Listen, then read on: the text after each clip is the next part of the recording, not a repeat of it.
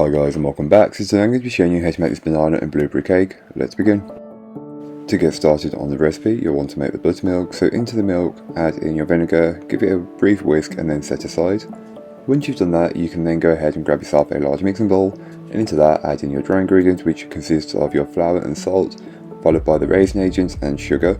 Then give it all a brief mix together until it's well combined. Then you can start to add in your wet ingredients. So start by adding in the buttermilk you made just a little earlier on, followed by the oil and then your vanilla extract as well. And we'll whisk on a low speed to start with, working up to a medium-high speed. And once you get a it looks more like a dough, you can then go ahead and add in your banana and just mix that in until it's fully incorporated.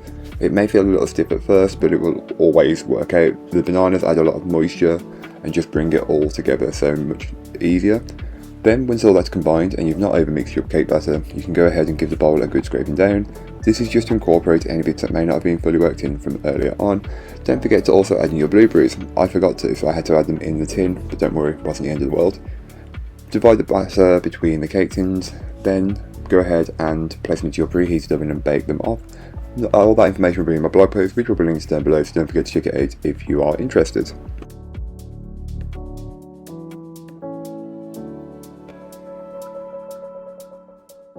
Then while your cakes are baking, you can go ahead and make the buttercream. So grab yourself a saucepan and place in the sugar and water. Give them a brief mix, then place on a medium-high heat on the hob and allow the mixture to come up to 121 degrees Celsius. While you're waiting for that to do its thing, go ahead and add your egg yolks and whole egg into a large mixer. I'm using a stand mixer bowl, but feel free to use whatever you've got, and whisk these together until they are very well combined. You're looking for the mixture to increase in volume and also become much lighter and fluffier in colour and consistency.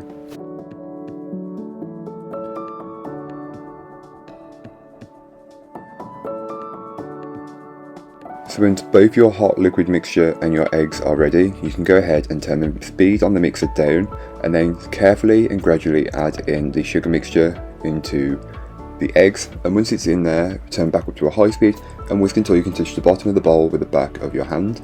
Once you can then start to add in your butter chunk by chunk into the mixture, and you don't want to add it all too quickly, but you don't want to add it too slowly, so just add it, and once one piece has been incorporated, continue until it's all been added. Once it's all been added, you can then add in your vanilla extracts, as vanilla buttercream is a great base for all flavours. Give the bowl a good scraping down. Mine is a little loose, but my butter was a little too warm on this day, but don't worry, it will fix itself. Then add in your blueberry powder and just whisk until it's fully incorporated.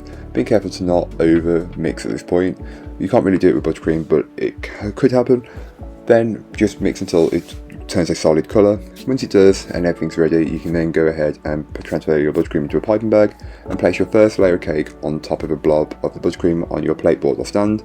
Pipe a ring of buttercream around the outer edge of the cake and fill it with the same buttercream, spreading the leavening as much as you possibly need to. Then place your second layer of cake on top and repeat the process until you've used up all of your layers of cake.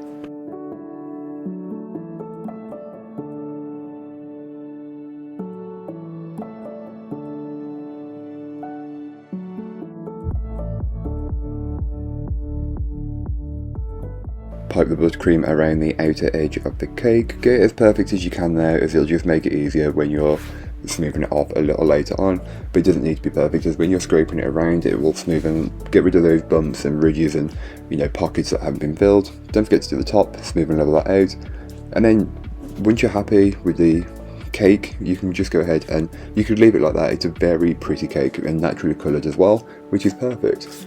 But no, I have to go one above, and I had these purple sprinkles that I needed to use up, so I just placed a border around the bottom of the cake and then around the top as well, once I pipes on top. But again, you can do it however you'd like. Before I do any of that, I do take my small cranked or offset palette knife and just create a swirl on top of the cake. This is a really simple decoration technique and works really well. These are the sprinkles I was on about to you, so I just create a border around the bottom, then pipe my shells on top of the cake, and then top the shells with some of the same sprinkles. Just keeping it very simple, very classy. It looks great. And again, you can pipe whatever you'd like. You can do rosettes, but I do rosettes on most of my cakes, so I thought it's time to switch it up a little bit. But yeah, that's how I make this cake.